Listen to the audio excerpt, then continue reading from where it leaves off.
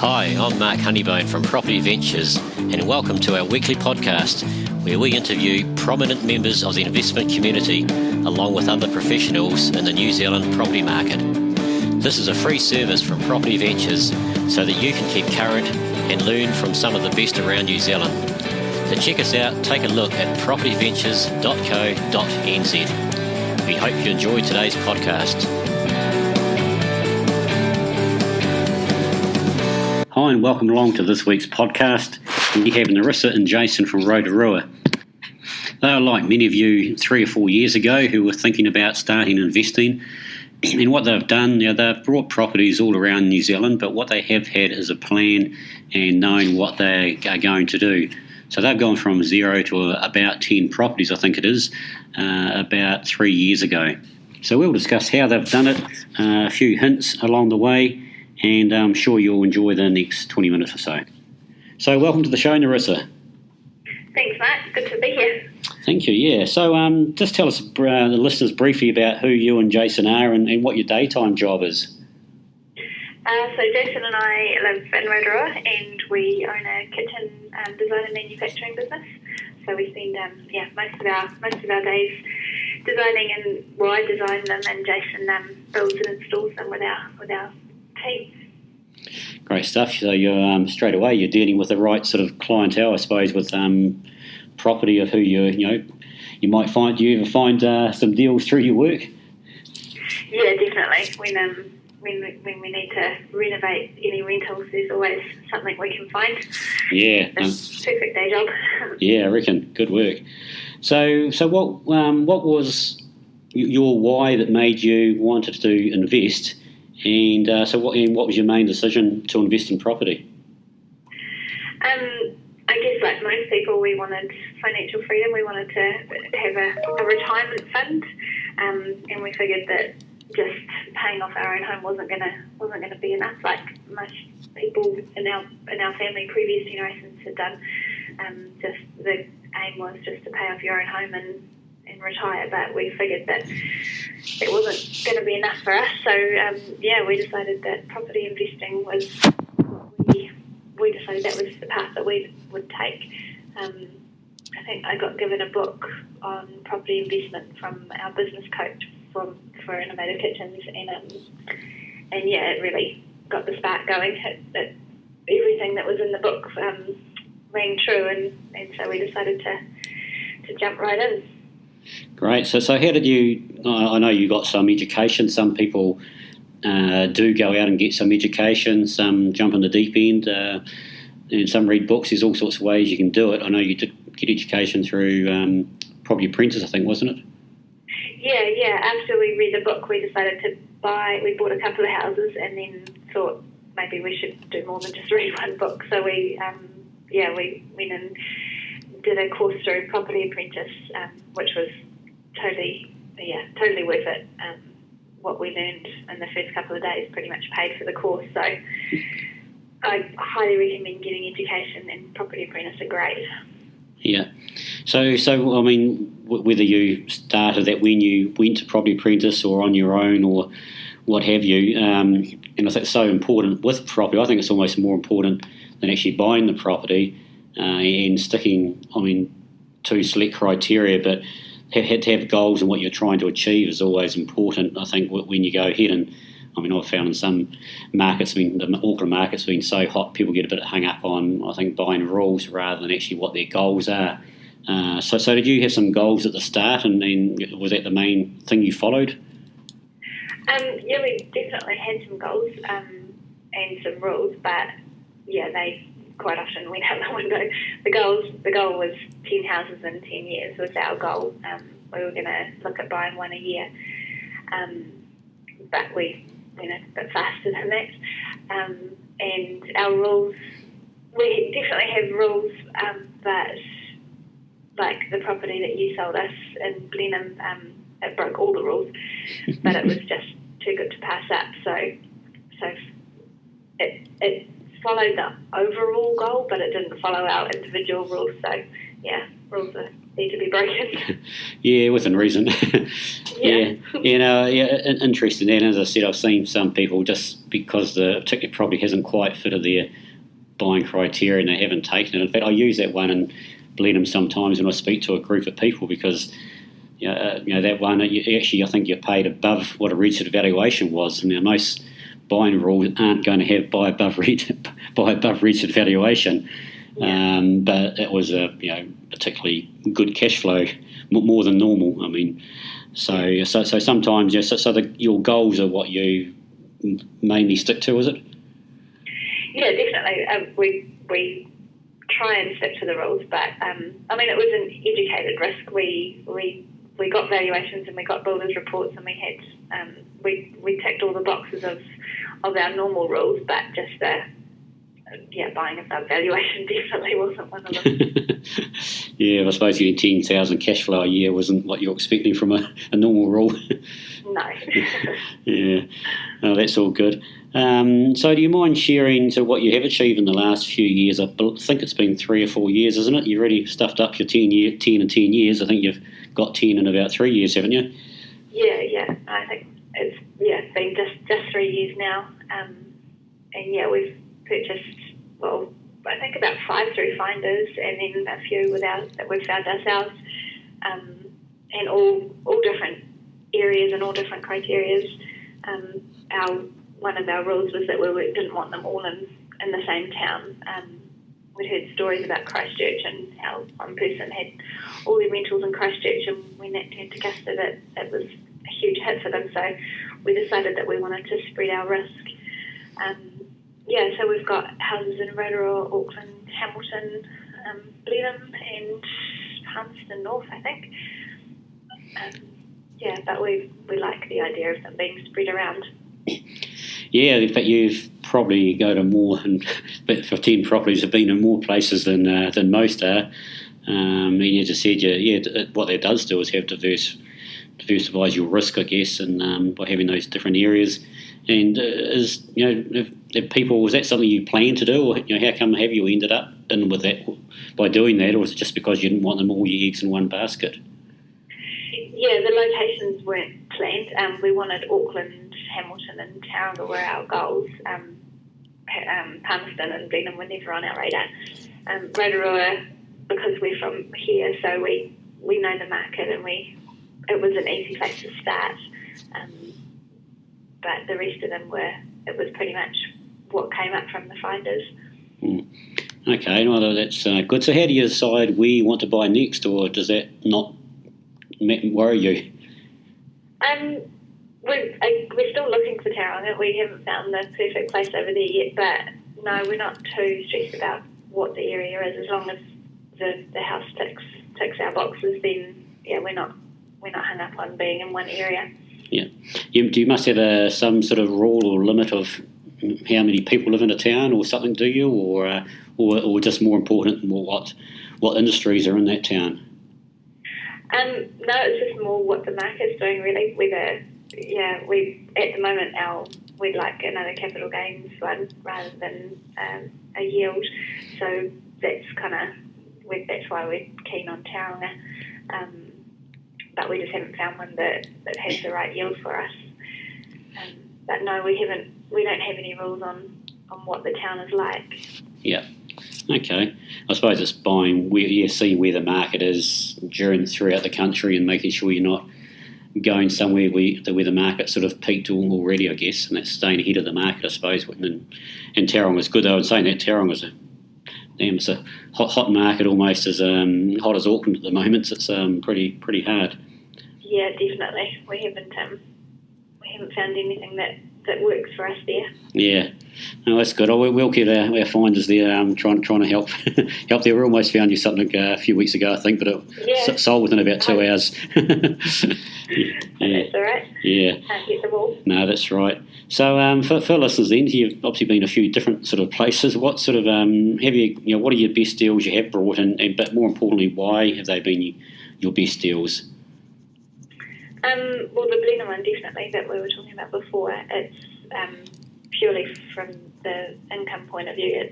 It's awesome, and and it's in a really nice location. Apparently, I haven't seen it, but and then apparently in a really nice location, and it's got a lot of potential if we do decide to sell it to renovate it. So that's definitely one of my favourites. And the other one is the one that we got from you in Rotorua, which was a pink and purple flowery lacy mess. But yeah, we got great capital gains off of the renovation we did on that one, and it's been rented ever since. So I think those are my two favourites. Okay, well, that's nice, eh? Both mine. You're not saying that just because you're talking to me, I hope. No, definitely not. Yeah, and they're quite different. Yeah, one was one was the Rotorua was a really good capital gains one, just purely because you brought well and renovated it so well. But that's also ended up a cash flow one for you as well, or enough to at least pay for itself. Yeah, it's paying for itself. It's not amazing, but it's better than we thought it would be because it's hardly ever empty. I think it's in the 2.5 years we've had it, it's been empty for a week or so. Yeah. In fact, just that one and the Blenheim one, as you said about location within a town, is that one of the things you look at when you go to buy a property to make sure it's in a good location? Yeah, definitely. It's definitely high on our list. It's tricky when it's a town that you don't know, but that's where having a good team around us works, because we can pull on their knowledge and find out what the location's like. Yeah. Only so much Google Street View will do for you. Yeah, there's only so much, as you said, that it will do. And the big things, even one street can be a good end and a bad end of a street, I guess, too, sometimes. So, yes. Yeah, that's good. So just on the Blenheim one, for example, that is a different than usual one. That was it's a viticulture accommodation. So it's 5 bedrooms, I think it is, isn't it? And there's 10 people living there, so that's getting like, I think, $1,300 a week for about 40-something weeks a year, I think it is. So that's certainly better than normal cash flow. And I know you did break the rule with that one, because I think last time I spoke to you, you said it was paid about $20,000 off the mortgage in a couple of years. Is that something like that was right? Yeah, that's on the low side. I think it's Okay. Probably more like 25, 27. Yes, and it's interesting because I had another place like that in Wanganui, and I don't really rate Wanganui a sensational place to invest at the moment. There's no real growth at all. But I had a property there a couple of years ago, and that was similar. It was about $30,000 over valuation, but it was potentially bringing in sort of something like $15,000 a year after all expenses. So sometimes if it's a part of a portfolio, I personally think it's but break a few rules if it's going to help out. If you're one in Blenheim, I guess you're lucky it's in a good location too. So we'll get good growth when there's growth in Blenheim. There'll be growth there. But if $15,000 or $10,000 a year capital cash flow can certainly pay for a hell of a lot of your negatively geared properties if you have any. Yeah, definitely. And I mean, from what we've found, it's hard to. You can do all the research and you can put all the numbers on paper, but it doesn't always work out quite how you thought. We've got one of the first ones that we bought before we did any education is our worst one, and just the fact that it's empty quite often, it has a high turnover. It's turned it from a 9 down to, I think, a 5 or something percent yield. So a few empty weeks definitely hurts. Yeah, definitely that does. So. And that was just not doing our homework on the area. Okay, right. So what now then for you guys? You've got 9 or 10 properties or whatever it is. So are you just looking to just accumulate back to your one a year thing, and see how it goes? Yeah, we'd love to find something in Tauranga, but we're also open to doing a renovation and maybe paying down some of our debt.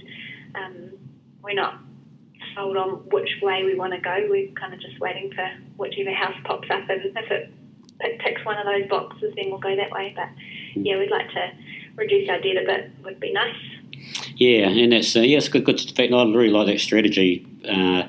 Having it's always nice to know what you want next, but sometimes, especially in a reasonably hot market, it's good to have a couple ideas of what you do. So do want. So when you almost let the property decide.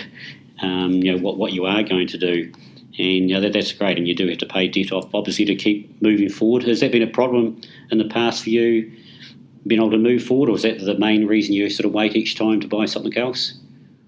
No, most of our properties, we've bought them below value and either renovated or bought them below value, so we've been able to top them up.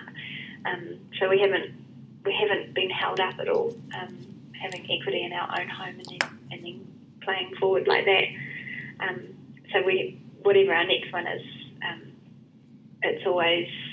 we always have to make sure that it's not going to stop us from doing anything else. Yeah, I know, that's all. That's good.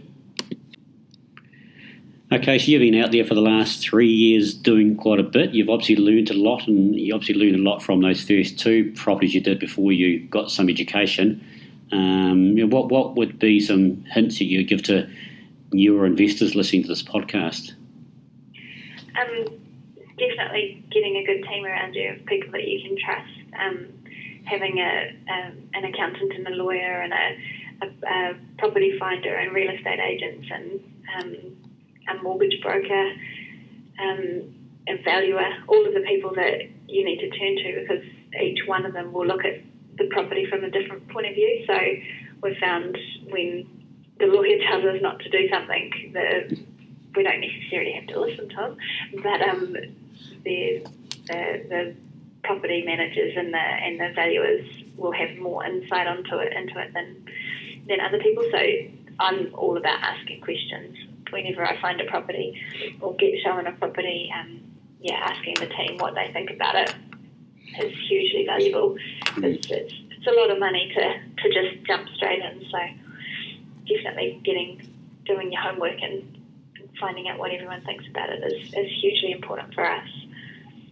Yeah, that is a really important point, and you've got, as I said, with your team, you've got a whole lot of experts you call on, but a lot of investors, I think, have to realise at the end of the day it is still your decision, and people, whether it's a valuer or a lawyer or what have you, they're saying their opinion, but you at the end of the day know what you're trying to achieve, so don't be scared to go against what someone said, I guess, but make sure it's for the right reasons if you do that, because they are educated in their field. So yeah, definitely. I mean, we've like our lawyer, for example, is very risk adverse, so every time I send him through a contract, he'd freak out and say, "Not another one, Michael, hey, what are you doing?" which we would ignore. But then if he's had an actual legal reason to tell us against it, then we definitely take his advice.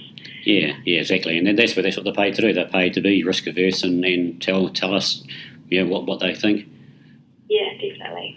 Yeah. But I found property managers are great sources of information, because they know what rents and whether a 2-bedroom is better than a 3-bedroom, or whether that area is terrible because it never gets sun in the afternoon or whatever it is.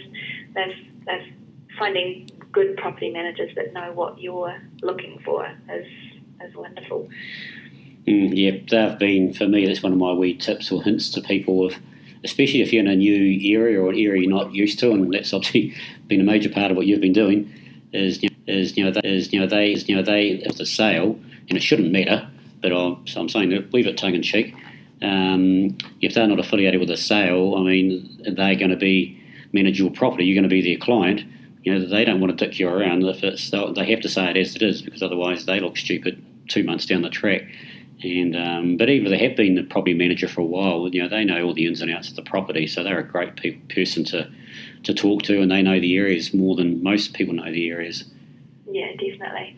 We've found that the best property managers are ones that are actually investors themselves. We've had a few that are just like part of a real estate agent firm or something, and they work on commission, or we've found that it's a lot better to get property managers that actually own their own homes or own their own rentals. They know what you're looking for, and they know what's important to you. So that's anyone that we take advice from, we make sure that they're investors themselves. Yeah. Well, have you got any set questions or anything you ask property managers? Mostly just about the area and what rents in that area. Like I say, sometimes a 2-bedroom is wonderful because it's mostly working couples, but then in other areas all it is family, so you want to get 3-bedroom plus. So just asking them what they look for in a house and what's easy to rent. We want to look after the tenants as well, so make sure it's nice and warm, and because the colder it is and the more uncomfortable it is, the less likely they are to stick around. So we try and make all our homes somewhere that is lovely to live and something that the tenants can be proud to show off so that they stick around longer. Yeah, no, very important. Yeah, good stuff.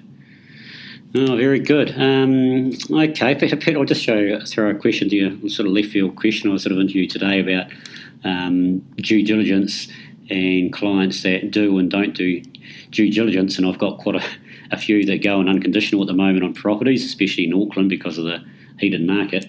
And what's sort of your call on due diligence? You always do your same things for every property, or have you at times gone in with a clean offer and not done a lot or done any? Just interested in your view. Both.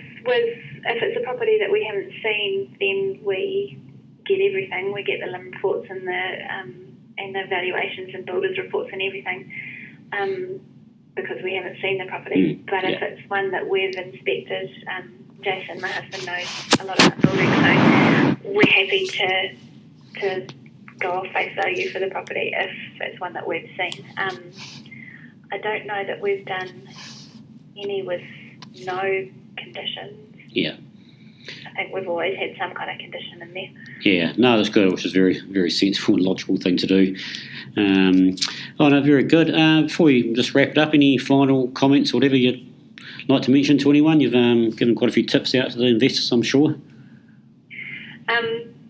Just get in there. I think that every book that I've read and every person that I've talked to, the one thing that they regret is that they didn't start earlier. So education's good, but it's pointless if you don't actually put it into place. So yeah, get out there and do it. And if you may make a mistake or two, like we have, but in the end, if you're buying and holding, it all works itself out in the end. So good educated decisions, but don't be scared to get in there and do it. Well said, Narissa. That's brilliant. No, and totally agree with what you just said. So that's superb. So if anyone's around Rotorua looking for a kitchen, try to find Narissa and Jason. I'm sure they'll do a good deal for you. Definitely. Apart from that, hey, thanks for your time today, Narissa. That's the end of the day today. We're talking to you now. So thanks for your time and all the best in your future endeavours. Thank you. We look forward to the next property you bring us. Great stuff. Cheers. See ya. Well, we hope you got quite a bit out of that interview with Narissa today. She's done quite a bit in a short time, 3 or 4 years, 10 properties, and they're still searching for quite a few more.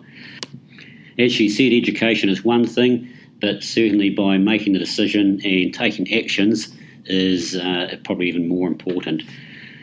So that's it for this week. We have got a couple more interviews planned in the next few weeks, so that's it this week, and we'll catch up next week. Thanks for listening.